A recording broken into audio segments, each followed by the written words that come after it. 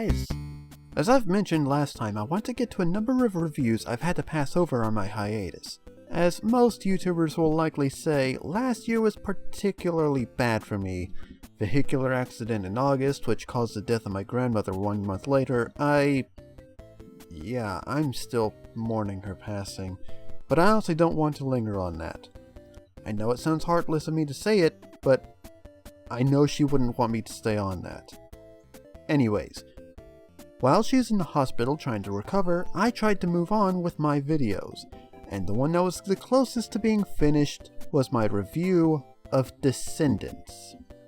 If there was ever a movie that completely and utterly wasted its good idea, this is the movie. I don't like to get hyped up for a movie too much, but when you have an idea like, what if the children of Disney villains had to attend a school with the children of Disney heroes, it was hard not to be excited for it. Then I heard Kenny Ortega was going to be directing. I'll admit, I'm about as far away from being a fan of his High School Musical work as I possibly could be, though I really like Hocus Pocus, insert shameless review plug here. And he even got Kathy Najimy, who was Mary Sanderson in the aforementioned cult classic, to play as the evil queen from Snow White. I'll get to that pretty soon, but I will say that my issues with the movie start almost immediately. So, I'd like to take a moment before I get into that to say that the acting in this movie is pretty good. It's not great, but Dove Cameron, Kristen Chenoweth, and a small number of other actors are pretty decent. Dove Cameron in particular is pretty enjoyable as Mal, Maleficent's daughter. Well, might as well get this done and over with. This is Descendants. We start off with some narration over what appears to be an iPad that projects the needed images. I want to point out that this is a fantasy that intertwines modern elements, and I'm fine with it. Basically, the Beast from Beauty and the Beast is elected king. Pretty sure it should be president, but hey, I'll roll with it. Over the land where all Disney characters live, and as such, he has banished all villains to the Isle of the Lost, a slum-like area with a magical barrier kept around it. Now, Belle and Beast's son, Prince Ben, has decided to give 4 children of Disney villains a chance to live in their land of Auradon. Maleficent! She is the worst villain in the land! After that outburst, we are quite literally hit with 2 issues at the exact same time. The first issue is pretty minor, but the villainous Isle of the Lost is a slum. This was a red flag to me because you have all these different villains, Jafar, Cruella, Maleficent, and yet you make their central hub look like a humdrum slum. Personally, I would have tried to take elements from their movies and make something more visually interesting. Have some buildings look Arabian from Aladdin, Victorian from 101 Dalmatians, something like that. Yes, it would have been expensive, but it's Disney we're talking about here. It's not like they don't have the money for it. Then we have the second, and sadly, more important issue. You may notice that I'm using an 8-bit version of the first Descendants song, Rotten to the Core, made by 8-Bit Universe. They're awesome, you need to listen to them. That's because the actual song is a freaking train wreck! First off, I know that they previously recorded their lines. Wanna know how I know? They say I'm trouble, they say I'm bad, they say I'm evil, and that makes me glad. The lip syncing is atrocious! Freaking Fockheads could do better than that! And it's not just in that scene, this is all throughout the song. Anyways, then, an admittedly decent hook, Mirror, mirror on the wall, who's the baddest of them all? we get a jarring and out of nowhere dance dubstep breakdown. It looks like they're just twitching uncomfortably as if they're on the verge of having one great big collective seizure. Yes, I know it's a special kind of dancing, but it looks horrible, at least to me. Okay, now that blood clot is out of my system, allow me to talk about our 4 leads. Mal, as I've mentioned, is the daughter of Maleficent, whose villainy leaves some massive shoes for her to fill. Her actress, Duff Cameron, had previously starred in Liv and Maddie. Now I have not seen that show, but I'm told she wasn't that good in it. It's kinda surprising because she's pretty enjoyable and just plain pretty in this flick. Evie, played by Sophia Carson of Austin and Ally fame, is the daughter of the evil queen. Jay is the son of Jafar, played by Boo Boo Stewart, who I'm pretty sure the most die-hard Twilight fans would recognize as Seth. I myself know him more for his appearance in X-Men Days of Future Past as the character Warpath, who I always thought looked more like Nightwolf from Mortal Kombat. And finally, we have Cameron Boyce playing Carlos, Cruella de Vil's son. Out of all 4 of these actors, I can honestly say I'm more familiar with Cameron's work. As a kid, he appeared in the films Mirrors and Eagle Eye. Say what you will about them, I honestly thought they were pretty decent. But he played his parts well. Then later on, he went to co-star in the Disney Channel series Jessie, which I also saw off and on. So I more or less ran into his work as he grew up, and you can tell he really liked being in this movie. More than most others in this film, to be honest. After the song, we are introduced to Maleficent, played by Kristen Chenoweth. Now, I know she's a great singer. I know she's a good actress. I have no idea what they were going for with this version of Maleficent. I'll go more into detail in a second, but Maleficent is supposed to be the end-all of evil, the cream of the crop in villainy. I'd say they missed the mark, but it seems more like they weren't even aiming in the right direction. Easy peasy. Maleficent approaches Mal just after she steals some candy from a baby in order to give them the news. She also tells them her major plan: steal the fairy godmother's wand so they can exact their revenge. Here we get to meet the other villains, and once again, they're pretty funny. Although I will ask why Jafar is relegated to being a thief, when in Aladdin he was a royal vizier and Aladdin was the thief. But that's a mere nitpick, among other nitpicks.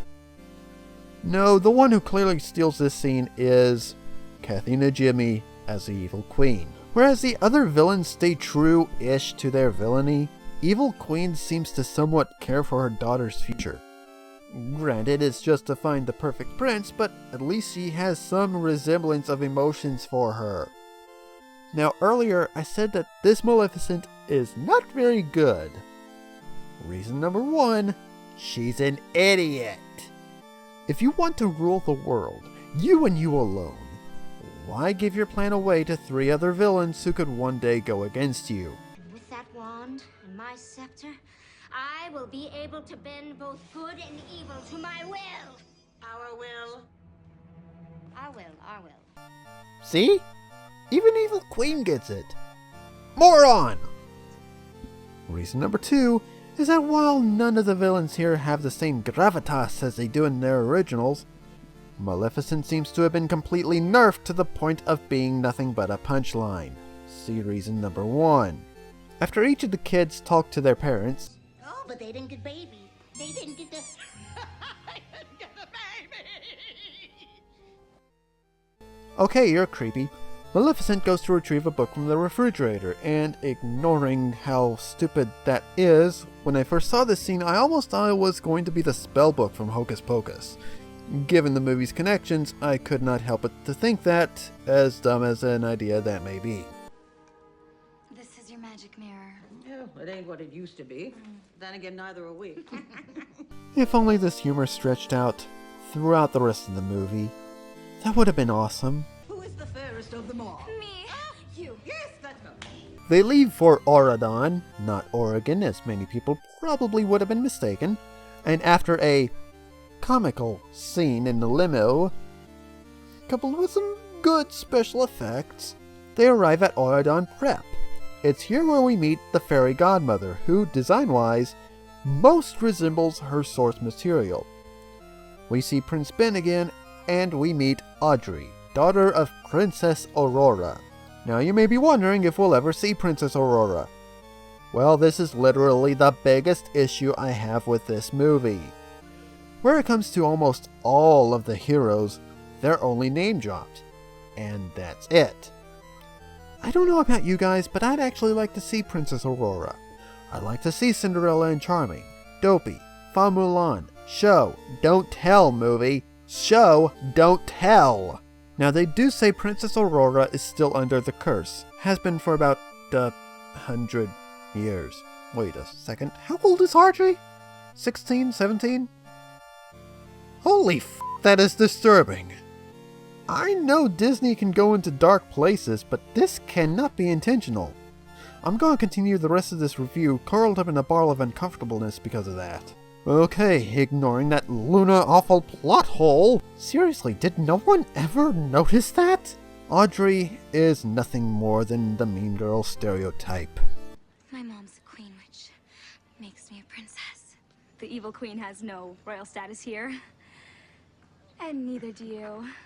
Matter of fact, it seems like every school-related movie I review has that mean girl trope. But don't worry, there's more tropes than that. After a more than cold reception and some more impressive effects, gotta give credit where credit is due, the effects are pretty impressive, Prince Ben introduces them to their guide, Doug, son of Dopey. Insert show don't tell rant here, folks. He directs them to their dorms.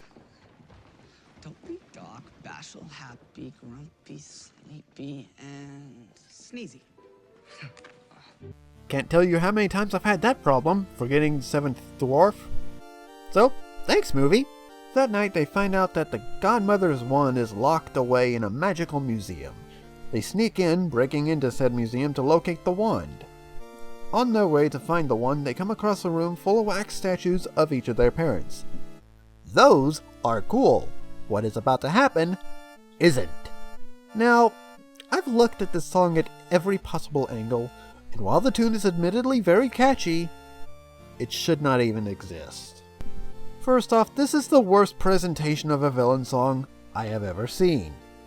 Going back to the "this is not Maleficent" angle, this further proves my point because it has her doing the can-can. In other words, as short as this may be, this is what it looks like. Don't you wanna be evil like me? Now, I have figured out how to fix that problem. The other three villains. It's clear that they were made to be more comedic than Maleficent. So why not have them as backup dancers? Now that said, I'm told that all of this happens in Mal's mind. If that's true, please explain this scene from the end of the movie to me.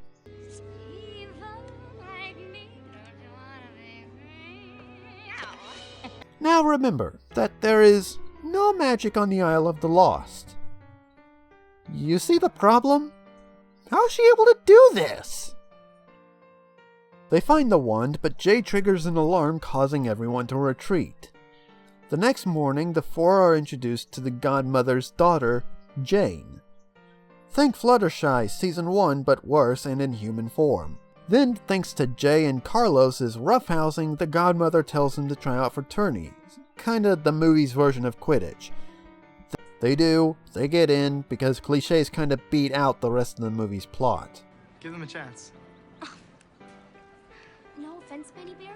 And speaking of cliches, Audrey tries to tell Ben that the Descendants are nothing but trouble, but Mal proves otherwise by extending Jane's hair with magic. It's painfully obvious that she's trying to manipulate Jane, and Jane, being such a moron, falls for her.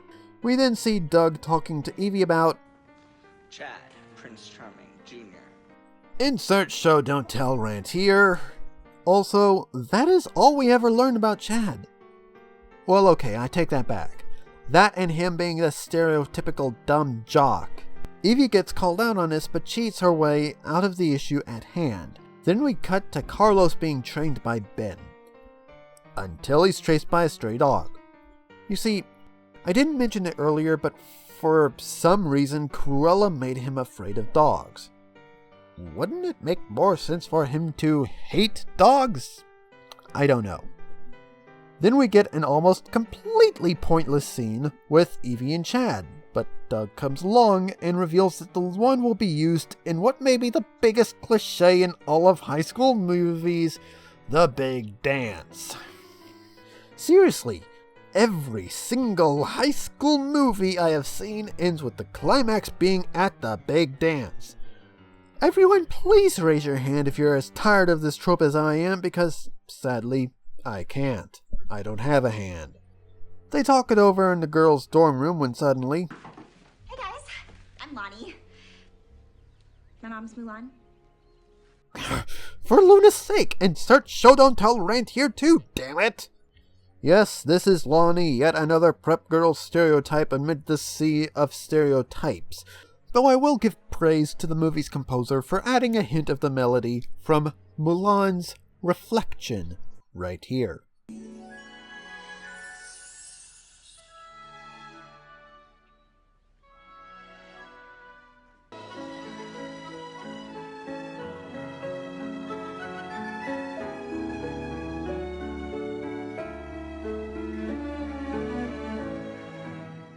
Also, I would like to point out that this is the halfway mark of the movie. Chalk this up as another issue. This movie feels like it's going on forever. Then again, this movie clocks in at almost 2 hours. But with all the padding, you could easily cut it down by 30 minutes and it'd still be serviceable. Again, after quite a bit of padding, the movie throws another subplot regarding making a love potion. This is literally the only reason they had Lonnie in the movie, though using Jane would have worked better and made more sense, but they already paid Lonnie's actress, so they figured, why not? Disclaimer, none of that last line was true, it was only a joke, don't kill me. So they play their tricks and get Lonnie to shed a tear, which was the last ingredient they needed for the love cookie. That doesn't sound right, but whatever, I'll roll with it too. And they bake the cookie off. Then later on, I don't know if it's the next day or later that day, they kind of forget to tell us from here on in, Audrey shows her disdain about Mal using her magic. It's gateway magic. Sure, it starts with the hair. Next thing you know, it's the lips and the legs.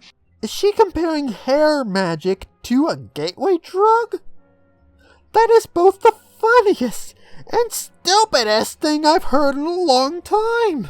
Mr. Young Hero, come out wherever you are. I want to give you a hug. Good point.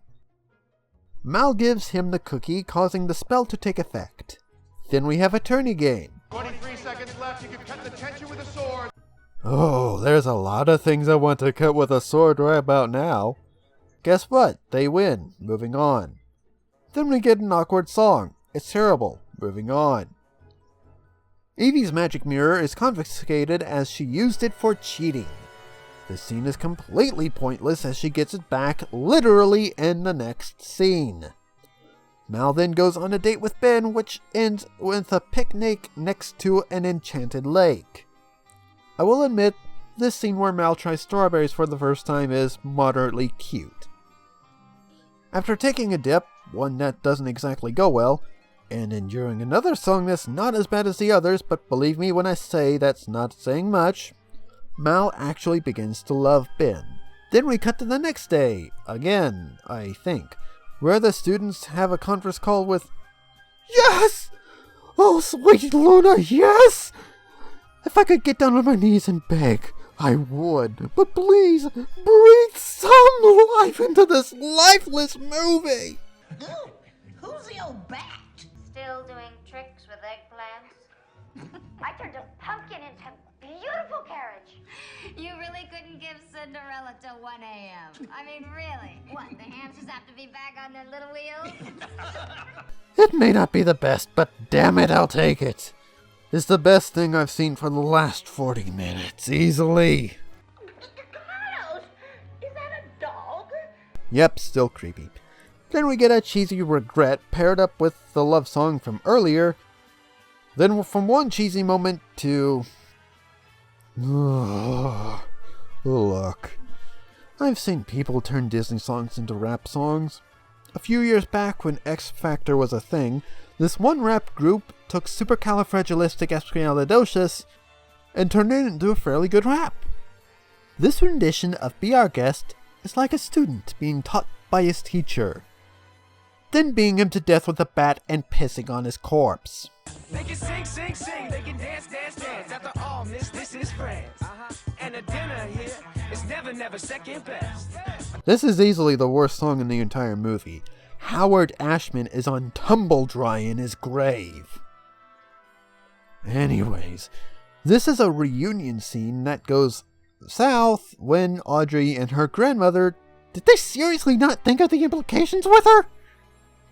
Shows immense disdain with the Descendants, which causes the entire school to go against them in record time. I feared something like this would happen. This isn't their fault. No, son. It's yours. No, prick, it's yours. You're the king, president, whatever, and you just stood there. Only ones who aren't against them are Ben and Doug, though Doug kinda turns and Jane shows her true colors. The next day, I'm Snow White, bringing you up to the second coverage of who's the fairest of them all. I'm Snow White. Who are you kidding? She's definitely had work done. you know, it's kinda sad now that I'm thinking of it. I am relying on a character named the Evil Queen to save this movie. Ben, after talking with Mal, eats a special brownie she made, laced with anti-love potion. Did you honestly think I was going to make a drug reference? I mean, the movie already did so earlier. And speaking of anti-love potions, Ben already knew he was under a spell because the enchanted lake nullified it. He was truly in love with Mal.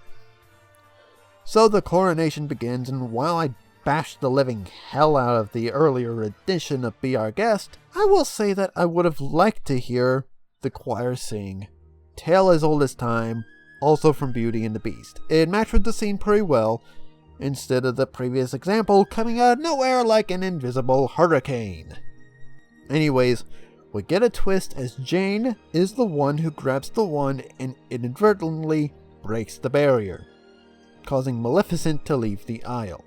Mal takes the wand, but Ben convinces her to hand it over just in time for Maleficent to crash the party.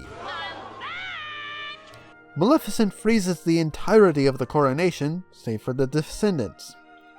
While I stand steadfast about my issues with how they portray Maleficent, I will say that Kristen Chenoweth really is enjoying playing her. I cannot fault that in the slightest. Maleficent turns into a dragon through, again, some pretty impressive special effects. It's what I think of when I think of Maleficent's dragon. But it ends with her and Maleficent having a sort of staring contest that turns Maleficent into a newt. Supposed to be the amount of love in her heart, but if that's the case, why not turn her into an ant or something? Everyone reconciles, and we end the movie with one more forgettable song that whips off the theme song to Mortal Kombat? Well, that was particularly odd. That was Disney's Descendants, and it really wasted its potential. Even if you take the wasted idea out of the picture, this movie is just a laundry list of really stupid ideas and truly overused cliches with some terrible implications mixed in. The music is not good in any way either, but the acting, particularly from Dove Cameron, Kristen Chenoweth, and especially Kathy Najimy, is what saves this movie from getting a lower score. And that is not Maleficent! But Archer, I hear you asking, what did you expect? To which I have to answer, Descendants Wicked World. That's a series of web shorts that delivers everything this movie promised and yet failed so utterly to deliver. But with all that said, I have to give the movie a disappointing 4 out of 10. Thanks for watching. If you like this video, leave a like, comment, and subscribe. This is Archer, and I'll see you next time.